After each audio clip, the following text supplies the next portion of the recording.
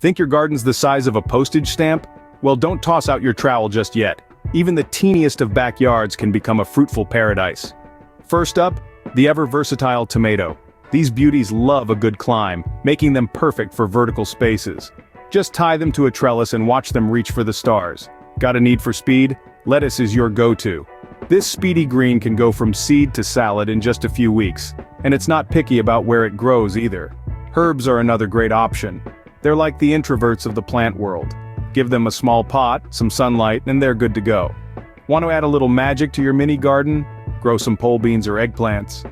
These dual-purpose plants give you veggies up top and a natural trellis down below. Fancy something a little different? Try radishes, lemon trees, or even edible flowers.